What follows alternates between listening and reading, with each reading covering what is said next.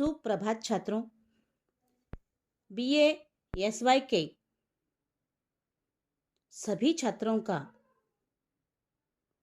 हिंदी विभाग सहर्ष स्वागत करता है। तो दोस्तों, आज हम निबंध तथा कथेतर गद्य हिंदी ऑप्शनल बीए एसवाई प्रश्न पत्र क्रमांक 8 इसके अंतर्गत निबंध संसार सुखमय है, डॉक्टर श्रीराम परिहार द्वारा लिखित निबंध संसार सुखमय है। इस निबंध को लेकर इस वीडियो लेक्चर में चर्चा करने वाले हैं। तो सबसे पहले हम संसार सुखमय है इस निबंध के निबंधकार डॉक्टर श्रीराम परिहार जी का परिचय देखेंगे। डॉक्टर श्रीराम परिहार जी का जन्म मध्य प्रदेश के खंडवा जिले के छोटे से गांव फेपरिया में ठेठ कृषक परिवार में 16 जनवरी 1952 को हुआ है। पिता देवाजी परिहार और माता लखू देवी। पत्नी श्रीमती कमला परिहार। तो दोस्तों, डॉक्टर श्रीराम परिहार जी डॉक्टर हरिसिंह गौर विश्वविद्यालय सागर से एमए हिंदी किया। पंडित रविशंकर विश्वविद्यालय रायपुर से हिंदी उपन्यास दाम्पत्य जीवन का स्वरूप विषय पर परिहार जी ने पीएचडी की उपाधि प्राप्त की है।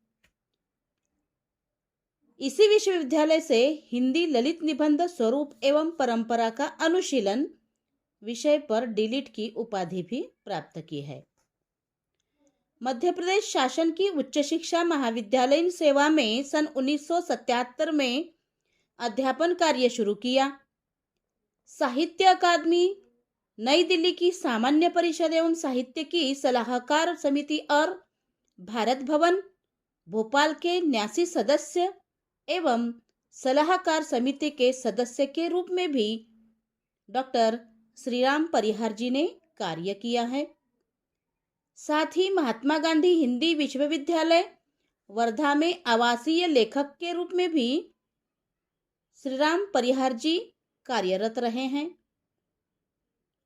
Doctor Shriram Parihar ji England, Scotland, Sri Lanka, Mauritius, France, Switzerland, Germany, Thailand एवं कंबोडिया की साहित्यिक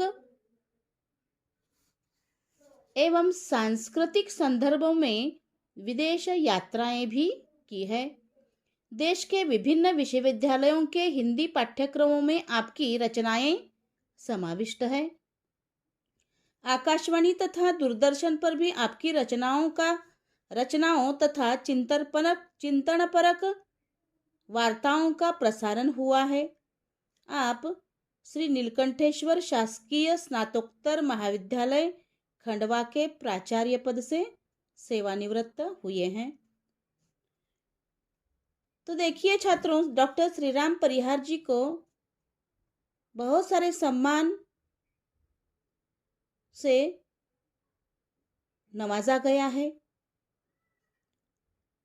तो डॉक्टर श्रीराम परिहार जी को साहित्य भूषण सम्मान, उत्तर प्रदेश हिंदी संस्थान लखनऊ पंडित विद्यानिवास मिश्र स्मृति सम्मान, नानाजी देशमुख सम्मान दिल्ली, आचार्य रामचंद्र शुक्ल अखिल भारतीय पुरस्कार, माखनलाल चतुर्वेदी राष्ट्रीय पुरस्कार, वागीश्वरी पुरस्कार, ईसुरी पुरस्कार, चक्रधर सम्मान, दुष्यंत कुमार राष्ट्रीय अलंकरण, राष्ट्रधर्म गौरव सम्मान, राष्ट्रीय हिंदी सेवी सहस्त्राब्दी सम्मान, सारस्वत सम्मान, हिमालय कला एवं साहित्य सम्मान, तमिलनाडु हिंदी साहित्य अकादमी सम्मान, विश्वविद्यालय अनुदान आयोग, लोकशाला कार्यक्रम फेलोशिप भी इनको मिली है। तो इस तरह से संस्कृति मंत्रालय भारत सरकार द्वारा वरिष्ठ फेलोशिप और श्रेष्ठ प्राचार्य पुरस्कार 2010-11 का मध्य प्रदेश शासन उच्च शिक्षा विभाग द्वारा दिया गया है। तो इस तरह से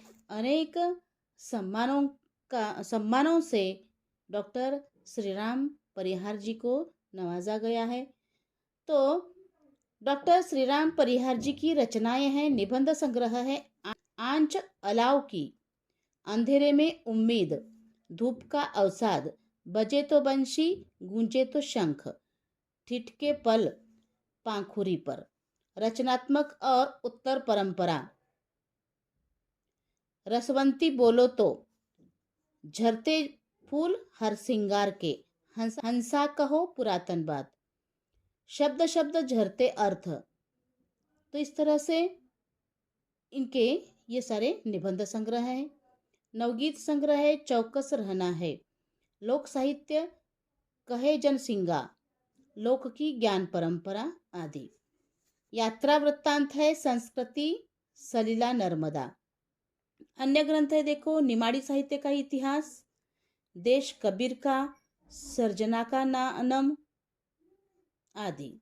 तो संसार सुखमय है, इस निबंध में निबंधकार श्रीराम परिहार जी ने संसार की सुखमयता और मनुष्य और प्रकृति के प्राकृतिक संबंधों का चित्रण किया है। पेड़ पौधे, नदी झरने, उषा संध्या, सुमन पत्र, लता तरु, समुद्र पहाड़, ये सब संसार की सौंदर्य वृद्धि के उपकरण हैं। और इस तरह से उषा का वर्णन करते हुए निबंध के शुरू में ही निबंधकार परिहार जी इस तरह से कहने लगे कि उषा ने अंगड़ाई ली, पक्षियों ने जागकर जोर जोर से सुबह के आने की घोषणा कर दी, धरती आकाश फटाफट जाग पड़े, फूलों ने ओस कणों से अपना मुंह धो लिया, कोहरे के तालाब ने स्नान कर वनस्पतियों ने ताबड़तोब नए नए पत्तों के वस्त्र पहन लिए, सूरज आया, झरने अर्ध चढ़ाने लगे, नदियां रुचाएं उचारने लगी, पर्वत सिंहासन बन गए, खेत हाथ हिला हिला कर जयकार करने लगे और आम्र मंजरियों के घूंघट से झांक कर कोयल ने एक नजर चारों ओर देखा, कूक उठी, संसार सुखमय है। तो इस तरह से दोस्तों निबंधकार का सुबह को देखकर या उषा को देखकर एक प्रकृति की ओर देखने का नजरिया इस निबंध के माध्यम से इतने सुंदर ढंग से हमारे सामने निबंधकार डॉक्टर श्रीराम परिहार जी प्रस्तुत करने लगे हैं। तो इस तरह से निबंधकार निबंध में कहने लगे हैं कि जो धरती के आभूषण के रूप में ये सारी बातें, ये जो प्रकृति है, ये जो पेड़ पौधे हैं, नदी झरने हैं, उषा है, संध्या है, सुमन पत्र है, ये धरती के आभूषण के रूप में धरती पर शोभायमान है। संसार या प्रकृति की श्रेष्ठतम उपलब्धि मनुष्य है। तो मनुष्य का महत्व निबंधकार स्पष्ट करते हुए कहने लगे हैं कि संसार या प्रकृति की श्रेष्ठतम उपलब्धि मनुष्य है और इस सृष्टि की रचना ईश्वर ने आनंद के लिए की है और मनुष्य जीवन का उद्देश्य भी क्या है? आनंद की प्राप्ति ही करना है। प्रकृति या निसर्ग मनुष्य को अपने लक्ष्य की प्राप्ति के लिए सहायता करता है। मानव जीवन त्यागने के लिए नहीं, जीने के लिए मिलता है। तो जीवन संघर्ष, कर्मशीलता और निरंतर गतिशीलता जीवन को और अधिक सुखमय बनाती है। यह बात संसार सुखमय है, इस निबंध के द्वारा लेखक स्पष्ट करने लगे हैं। निबंधकार कहने लगे हैं कि ये पेड़ पौधे, नदी, झरने, उषा, संध्या, सुमन पत्र, लता तरु, समुद्र, पहाड़, सब कुछ संसार की सौंदर्य वृद्धि के उपकरण है। ये धरती के आभूषण है। लदी फदी धरती के बीच में खड़ा है मनुष्य। मनुष्य संसार की श्रेष्ठतम उपलब्धि है। अपने विस्तार की ललक में ईश्वर ने जो कुछ रचा वह सुंदर बन गया है, और इन सारी रचनाओं में जो सुंदरतम बना वह मनुष्य है। बल्कि विश्व की सारी वस्तुओं, सारे अंगों की सुंदरता की सार्थकता मनुष्य के अस्तित्व और सौंदर्य से जुड़ी है। इतना ही नहीं, ईश्वर द्वारा रचित संसार के सुख में मनुष्य ने अपने विवेक और सुकृत्यों से बहुत इजाफा किया है। मनुष्य के हाथ जहां लगे संसार के स्वरूप में निखार ही आया है, एक अच्छापन ही आया है।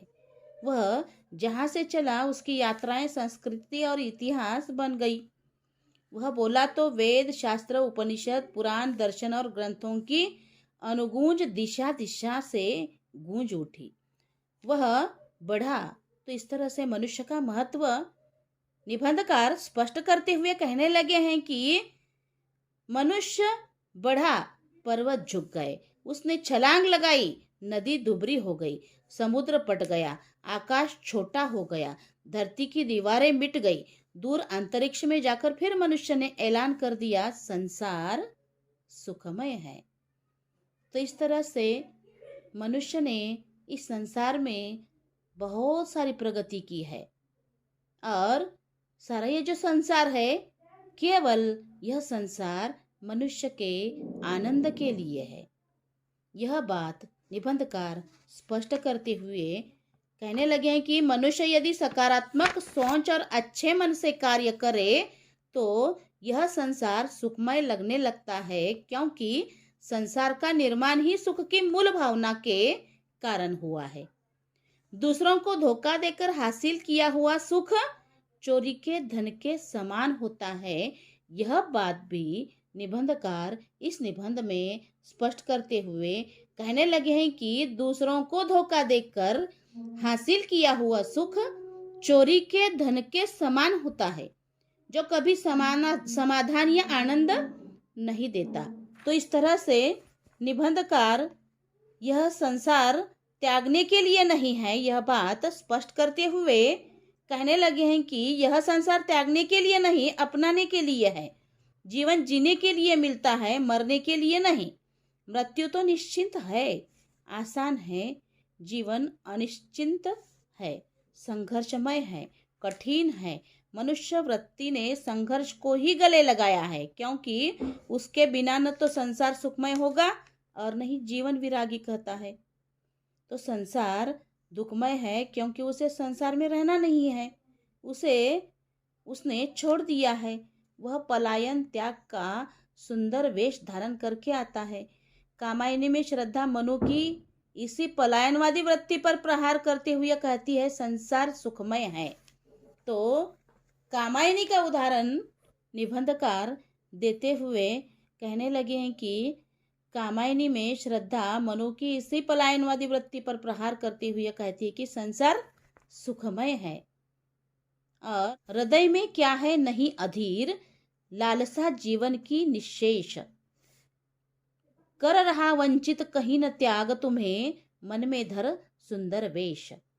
तो इस तरह से यह संसार सारे सुखों का मूल है, और दुख तो भोजन की थाली में चटनी सरीखा है। यह बात लेखक इस निबंध के माध्यम से स्पष्ट करने लगे हैं। सुखों की विविधता ही संसार के आकर्षण का केंद्र है। अब मरने के बाद तो अनेक अटकलें लगाई जाती है। मरने के बाद की स्थिति के बारे में आज तक कोई नहीं बता पाया।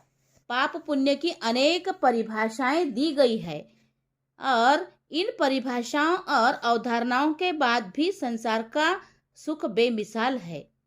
यह धरा मनुष्य के सुकृत्यों से स्वर्ग को भी मात करने वाली है। तो इस तरह से ये जो धरती है, तो इस धरती पर रहकर मनुष्य सुकृत्य करना चाहिए। इसलिए मानो निबंधकार मनुष्य को प्रेरणा देने लगे हैं अच्छा बर्ताव करने की।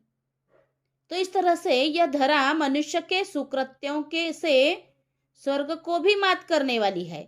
कर्म का सौंदर्य ही व्यक्ति, समाज और संसार को स्वाभिमान भरा कद देता है। चींटी की कर्म गति में इस सौंदर्य को देखा जा सकता है।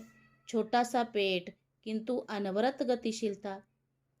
तो इस तरह से एक चींटी का उदाहरण निबंधकार देने लगे हैं और कहने लगे हैं कि चींटी की कर्म गति से इस सौंदर्य को देखा जा सकता है कि छोटा सा पेट है चींटी का, परंतु अनवरत गतिशीलता उसमें है। उस पाँव में बंधी नेवर की आवाज को साईं सुनता है, संसार सुखमय है। तो इस तरह से सुख दुख अपने ही जाए हैं, हम ही उनकी पैदा करते हैं और हम ही उनको पालते हैं। सुख दुख निर्माण करने वाले कौन है? मनुष्य ही है, हम ही है। क्या सुबह का सूरज सचमुच हंसता है? लेखक प्रश्न करने लगे हैं कि हम देखते हैं कि क्या सुबह का सूरज सचमुच हंसता है? शाम का सूरज क्या उदास होता है? सुबह शाम के रंगों में हम अपनी ही इच्छाओं, भावों और चित्त दशाओं के रंगों की झिलमिलाहट पाते हैं। सूरज का उदित होना और अस्त होना दोनों की सहज क्रियाएं है और दोनों ही दशाओं में सूरज उल्लास और विषाद निरपेक्ष रहता है। आकाश में 17 एवं 18 नवंबर सन 2000 की मध्यरात्रि में 1 से 3 बजे के बीच उल्काओं की दिवाली मनाना शताब्दी की बड़ी और अनूठी घटना हो सकता है, पर यह होना केवल मनुष्य के लिए है। प्रकृति के लिए यह सहज है और इतने बड़े ब्रह्मांड में यह सब समयांतर में होता रहता है। बहुत सारा समय जाना पड़ता है, तब ऐसी घटनाएं होती है। जो समय जो है वह निरंतर गतिशील है और इस गति में वह बहुत कुछ नया जोड़ती चलती है और उसकी गति में मनुष्य ने अपनी इच्छाओं, अपेक्षाओं तथा निर्माण और नाश के संदर्भ जोड़ लिए हैं। वही सुख दुख के कारक है और इन्हें समझकर प्रकृति के संदर्भों को सहज भाव से लेने में यह संसार विद्रूप नहीं लगेगा। तो संसार का निर्माण सुख की मूल भावना के फैलाव की क्रिया के कारण ही हुआ है और इस तरह से यह संसार सुखमय है। तो निबंधकार स्पष्ट करने लगे हैं कि मनुष्य को अपने सुखों को प्रकृति की तरह सब में बांटना चाहिए, तभी तो वह प्रकृति या निसर्ग का सच्चा पुत्र कहलाएगा। मनुष्य को प्रकृति के हर क्रियाकलाप घटनाओं को सहजता से लेना चाहिए। प्रकृति के नाश में भी निर्माण का उत्सव निहित होता है। यह बात निबंधकार संसार सुखमय है इस निबंध के माध्यम से स्पष्ट करने लगे हैं। तो इस तरह से जिस क्षण से व्यक्ति है अपने सुखों के विषय में अतिरिक्त सतर्क होने लगता है, उसी क्षण से उसके सुखों पर पहरे लगना शुरू हो जाते हैं। चौकीदारी में रखी गई वस्तु जरूरी नहीं है कि कीमती या बहुमूल्य या श्रम करके उपजाई हुई ही हो। चोरों पर भी पहरे खड़े किए जाते हैं। चुराई गई वस्तु की और अधिक ढांक टोप की जाती है और दूसरों को धोखा देकर हासिल किया गया सुख चुराए गए धन सरीखा होता है। यह बात निबंधकार स्पष्ट करने लगे हैं। सुख भी लक्ष्मी जैसा ही चंचल होता है, यह बात भी निबंधकार स्पष्ट करते हुए कहने लगे हैं कि एक जगह बहुत दिनों तक नहीं टिकता सुख। तो सुख कैसा होता है? लक्ष्मी जैसा चंचल होता है। मजे में वे ही रहते हैं जो सुख के आने जाने से बहुत उल्लासित और विगलित नहीं होते। बहुत आहिस्ता सोचे तो गलत साधनों से कमाया गया सुख व्यक्ति के चारों ओर मकड़जाल बुन लेता है। व्यक्ति सुखों से इतना घिर जाता है कि उसकी स्थिति घी में गिरकर तैरती मक्खी की तरह हो जाती है। वह सुखों से उपजे भ्रमों में जीने लगता है, जीता चला जाता है। उस जाल में वह फंसकर रह जाता है।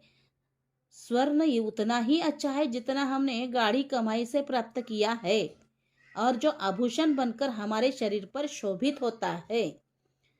तो सोने का मकान, थाली, लोटा, भोजन हो जाएंगे तो हमारी मौत है। तो इस तरह से सोने का मकान, थाली, लोटा, भोजन हो जाएंगे तो हमारी मौत है। तो हम सोना खाते हैं क्या? तो सुख को जीने का बहाना मान सकते हैं, पर वह मनुष्य का माई बाप नहीं हो सकता। ऐसा लगता रहता है कि सुख ही हमारा सगा है। बादल में बिजुली की कौंध को देखकर लगता है संसार सुखमय है, पर हकीकत यह है कि चूम सुख दुख के पुलिन अपार, छलकती ज्ञानामृत की धार। तो इस तरह से दोस्तों, इस तरह से निबंधकार उपनिषद की बात को बताते हुए कहने लगे हैं कि उपनिषद में कहा गया है कि यह संसार स्वप्न सरीखा है। हम जानते हैं कि सपने में जो कुछ देखा गया वह सच नहीं है, फिर भी सपना देखना अच्छा लगता है। नींद के खुल जाने पर, सपने के टूट जाने पर हमें ज्यादा मोह छोह नहीं होता, पर संसार के छूटने पर होता है। सुखों के आसपास भय का पहरा शुरू हो जाता है। तो इस तरह से काल फनीश्वर हमारी ओर सरकता महसूस होता है। तब संसार को स्वप्न मानने वाला ही नहीं, अनुभव करने वाला व्यक्ति सपने के टूटने पर न उदास होता है और न ही महाकाल की लपेट से भयभीत। तो मनुष्य को इसी तरह से होना चाहिए। वह शाम के फन पर मेंढक का नृत्य देखता है, उल्काओं के टूटने में जीवन का उल्लास और झरने गिरने में सौंदर्य का विलास देखता है। तो इस तरह से प्रकृति के नाश में भी निर्माण निहित होता है। तो इस तरह से उसका मरण भी उत्सव होता है। मनुष्य इस महाप्रकृति की परिधि के भीतर है, वह भी प्रकृति का ही एक हिस्सा है, इसलिए उसका मरण भी त्योहार है। परंतु यह मरण त्योहार में तभी बदलेगा जब मनुष्य ने सुसार सुखों को अपनी स्वार्थ की जेल में कैद करने की बजाय अपने सुखों को सब में बांटकर सामाजिक होने तथा प्रकृति पुत्र होने की नातेदारी निभाई हो। यह धरती इंसानों की है और संसार इस तरह से सुखमय है। मनुष्य को अपने सुखों को प्रकृति की तरह सब में बांटना चाहिए, तभी तो वह प्रकृति या निसर्ग का सच्चा पुत्र कहलाएगा। तो मनुष्य को प्रकृति के हर क्रियाकलाप घटनाओं को सहजता से लेना चाहिए। प्रकृति के नाश में भी निर्माण का उत्सव इस तरह से निहित होता है। यह बात निबंधकार इस निबंध के माध्यम से स्पष्ट करने लगे हैं। मनुष्य भी इसी प्रकृति का अभिन्न अंग है। उसकी मृत्यु भी त्योहार या उत्सव ही है। निसर्ग का हर तत्व हमें त्याग और दान का संदेश देता है। ऐसा ही हर मनुष्य का व्यवहार हो तो निश्चित ही यह संसार सुखमय है। यह इस निबंध के माध्यम से डॉक्टर श्रीराम परिहार जी स्पष्ट करते हैं। धन्यवाद।